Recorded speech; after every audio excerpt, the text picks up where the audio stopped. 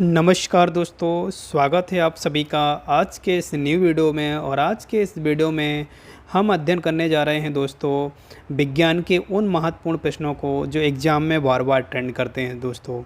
तो बने रहिए वीडियो के अंत तक दोस्तों। और मैं बता दूं सबसे पहले कि अगर आप किसी भी एग्ज़ाम की तैयारी करते हैं दोस्तों तो यह वीडियो आपके लिए काफ़ी हेल्पफुल रहने वाला है। तो चलिए वीडियो को शुरू करते हैं, टू द पॉइंट बात करते हैं दोस्तों।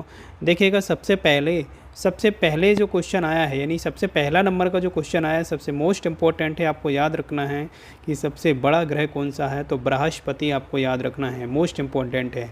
और नीले ग्रह के रूप में किसे जाना जाता है, तो आप लोग कमेंट करके आप ज़रूर बताइएगा। चलिएगा नेक्स्ट क्वेश्चन देखिएगा। यहाँ पर नेक्स्ट क्वेश्चन आपसे पूछा गया है कि सबसे बड़ी आँखें किस स्तनधारी प्राणी की होती हैं। तो दोस्तों याद रखिएगा, मोस्ट इम्पोर्टेंट है, हिरण जो होता है साथियों, इसकी सबसे बड़ी आँखें होती हैं। कि स्तनधारी की बात कर रहे हैं तो मोस्ट इम्पोर्टेंट हिरण की बात कर रहे हैं दोस्तों। क्लियर है। नेक्स्ट क्वेश्चन है दोस्तों, यहाँ पर बात कर रहे हैं आज कार्बन डाइऑक्साइड यानी कि CO2 की बात कर रहे हैं दोस्तों के उत्सर्जन में सर्वाधिक योगदान करने वाला देश कौन सा है। तो यहाँ पर बात कर रहे हैं कि जो CO2 का सबसे अधिक उत्सर्जन करता है दोस्तों देश, उसका नाम है संयुक्त राज्य यहाँ पर अमेरिका, यानी USA की बात कर रहे हैं दोस्तों। USA जो है दोस्तों, ये CO2 का सबसे अधिक उत्सर्जन करता है दोस्तों, आपको याद रखना है। नेक्स्ट क्वेश्चन है निम्नलिखित में से किस उद्योग में अभ्रक कच्चे माल के रूप में प्रयुक्त होता है।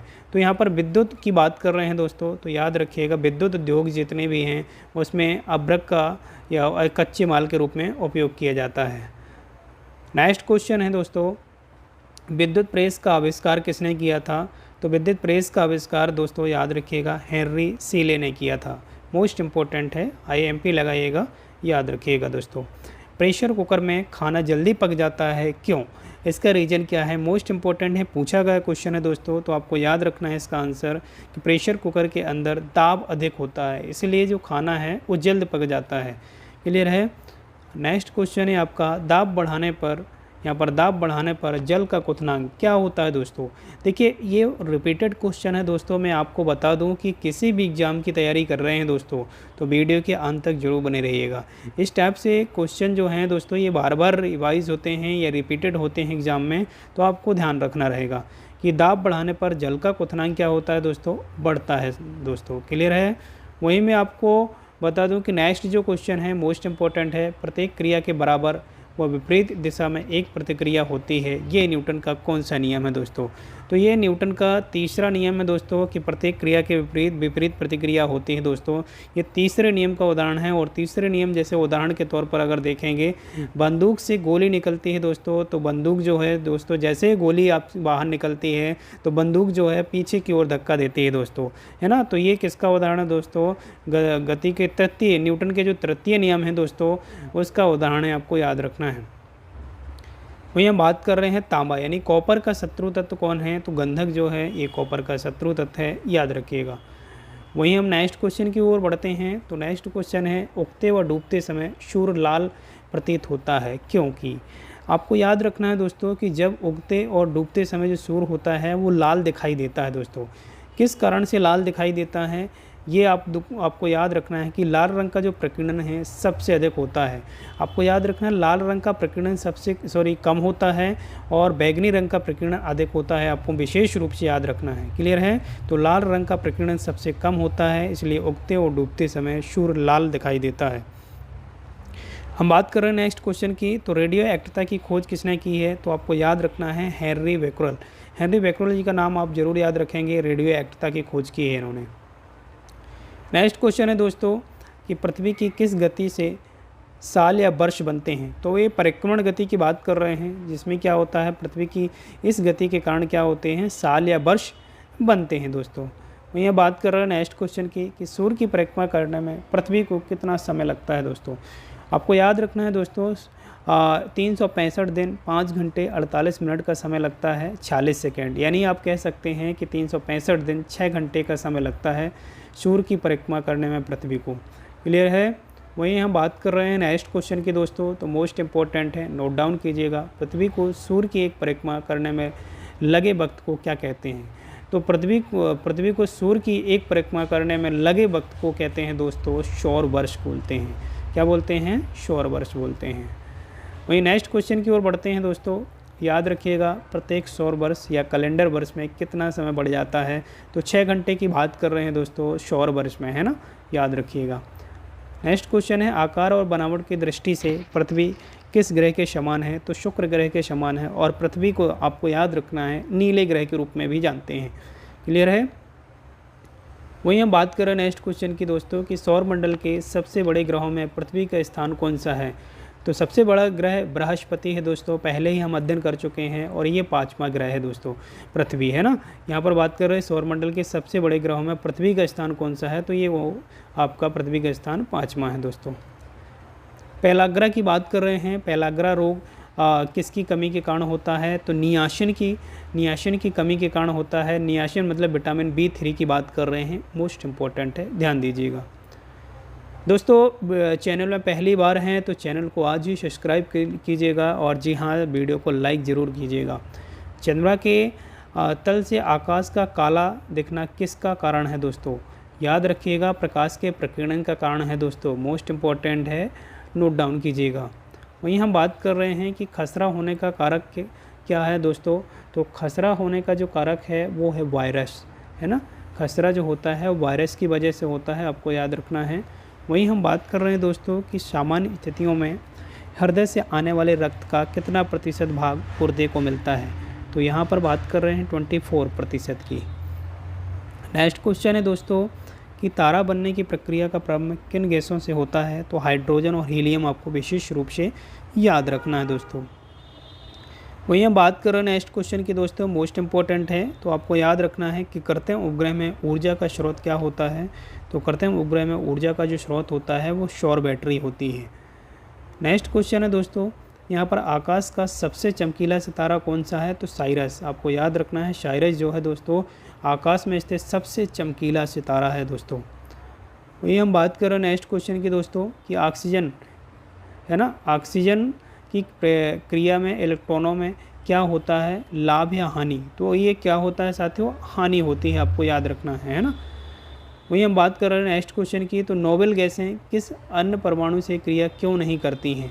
तो नोबेल गैसों की बात कर रहे हैं, क्यों क्रिया नहीं करती हैं? क्योंकि इनकी बाहरी कक्षा में 8 इलेक्ट्रॉन होते हैं, किनकी? नोबेल गैसों की, है ना।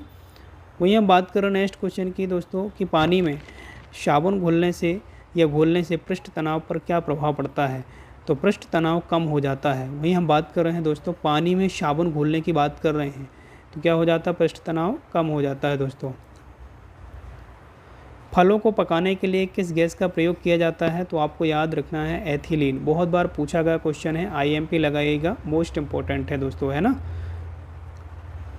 वहीं हम बात कर रहे हैं नेक्स्ट क्वेश्चन की दोस्तों कि फलों का अध्ययन किया जाता है, तो फलों का अध्ययन जो है पोमोलॉजी के अंतर्गत किया जाता है। किसके अंतर्गत किया जाता है साथियों? यानी फलों के अध्ययन के विज्ञान को क्या बोलते हैं? पोमोलॉजी बोलते हैं दोस्तों। वहीं हम बात कर रहे हैं नेक्स्ट क्वेश्चन की कि रक्त कोष में, यहाँ पर ध्यान देना है कि रक्त कोष में रक्त किस रसायन के साथ मिलाकर रखा जाता है? तो आपको याद रखना है कि सोडियम नाइट्रेट व डेक्सट्रेट के साथ मिलाया जाता है साथियों, है ना, याद रखिएगा। नेक्स्ट क्वेश्चन है कि प्रकाश में ध्रुवण की घटना क्या सिद्ध करती है? तो प्रकाश की तरंगें अनुप्रस्थ तरंगें होती हैं, यह सिद्ध करती है, विशेष रूप से याद रखेंगे। नेक्स्ट क्वेश्चन है दोस्तों कि एक प्रकाश वर्ष में होते हैं, तो एक प्रकाश वर्ष की बात कर रहे हैं 9.46 × 10⁻12 आपको याद रखना है, ये 12 किलोमीटर होता है, आपको विशेष रूप से याद रखना है। वहीं हम बात कर रहे हैं नेक्स्ट की फोटोग्राफी में प्रयोग किए जाने वाले हाइपोबिलिन का रासायनिक नाम क्या है? तो ये भी आप याद रखेंगे, सोडियम थायोसल्फेट की बात कर रहे हैं दोस्तों। क्लियर है? चलिएगा नेक्स्ट देखिएगा दोस्तों कि हुक का नियम, मोस्ट इम्पोर्टेंट है कि हुक का नियम विज्ञान की किस शाखा से संबंधित है? तो हुक का जो नियम है दोस्तों विज्ञान की भौतिकी विज्ञान से संबंधित है ना, याद रखिएगा। डॉपलर प्रभाव की बात कर रहे हैं, ये मोस्ट इम्पोर्टेंट है। डॉपलर प्रभाव किस क्षेत्र से संबंधित है? ध्वनि तथा प्रकाश से संबंधित है डॉपलर प्रभाव, मोस्ट इम्पोर्टेंट, ध्यान दीजिएगा। वहीं हम बात कर रहे हैं मेंडल का नियम संबंधित है, तो मेंडल का नियम जो है साथियों अनुवांशिकता से संबंधित है, जेनेटिक्स की बात कर रहे हैं दोस्तों, है ना। वही हम बात कर रहे हैं नेक्स्ट क्वेश्चन की, स्टील पर जिंक की परत चढ़ाने पर उत्तर क्या कहते हैं। इसको क्या कहते हैं दोस्तों, याद रखिएगा। स्टील पर जिंक की परत चढ़ाने की प्रक्रिया को क्या कहते हैं, तो गैल्वेनाइजेशन बोलते हैं, गैल्वेनीकरण बोलते हैं दोस्तों, आपको याद रखना है। क्लियर है। वहीं हम बात कर रहे हैं कि यांत्रिक ऊर्जा को विद्युत ऊर्जा में बदलने वाला यंत्र क्या कहलाता है। यांत्रिक ऊर्जा को विद्युत ऊर्जा में बदलने वाले यंत्र को क्या बोलते हैं, डायनेमो बोलते हैं दोस्तों। क्लियर है। वहीं हम बात कर रहे हैं नेक्स्ट क्वेश्चन की दोस्तों, कि सूक्ष्म कणों की किसी द्रव या गैस में दिशाहीन स्वच्छ छंद गति को क्या कहते हैं, तो ब्राउनी गति बोलते हैं ना, ब्राउनी गति की विशेष रूप से आप याद रखेंगे। नेक्स्ट क्वेश्चन है दोस्तों, विज्ञान की शाखा फोटोसिंथेसिस से किसका अध्ययन किया जाता है ना, तो पौधों पर ध्वनि के प्रभाव का अध्ययन किया जाता है, याद रखिएगा, है ना। फोटोसिनेक्स की बात कर रहे हैं ना, फोटोशनिक्स की बात कर रहे हैं, किसका अध्ययन किया जाता है, पौधों पर ध्वनि के प्रभाव का। वहीं हम बात कर रहे हैं कि कैस्पोग्राफ यंत्र से क्या नापा जा सकता है, जाना जा सकता है, तो आपको याद रखना है पौधे में बढ़ने की दर, पौधे की बढ़ने की दर की बात कर रहे हैं दोस्तों, है ना। पौधा जो है किस गति से आगे बढ़ रहा है उसकी मापन किया जाता है पौधे का कैस्पोग्राफ यंत्र से साथियों। क्लियर है। वहीं हम प्रोटीन की बात कर रहे हैं कि प्रोटीन किनसे मिलकर बने होते हैं, प्रोटीन एमिनो अम्लों से मिलकर बने होते हैं, आपको विशेष रूप से याद रखना है। वहीं नेक्स्ट क्वेश्चन है जो कि मोस्ट इम्पोर्टेंट है कि विटामिन सी अम्लीय है या क्षारीय है, तो विटामिन सी जो है वो अम्लीय है दोस्तों, आपको याद रखना है। और विटामिन सी का सबसे अच्छा जो स्रोत है वो आंवला है दोस्तों, आपको याद रखना है। खट्टे पदार्थों में विटामिन सी पाया जाता है दोस्तों। वहीं हम बात कर रहे हैं न्यूट्रॉन की, है ना। न्यूट्रॉन की खोज किसने की है, जेम्स चैडविक ने की है, मोस्ट इम्पोर्टेंट आप याद रखेंगे। वहीं हम बात कर रहे हैं रेबीज़ टीके की खोज किसने की है, तो लुई पास्चर ने रेबीज़ टीके की खोज की है दोस्तों। क्लियर है। तो दोस्तों आज के इस वीडियो में बस इतना ही। वीडियो अगर पसंद आता है तो वीडियो को लाइक ज़रूर कीजिएगा, चैनल में पहली बार है सब्सक्राइब जरूर कीजिएगा। चलिए मिलते हैं नेक्स्ट वीडियो में, तब तक के लिए जय हिंद।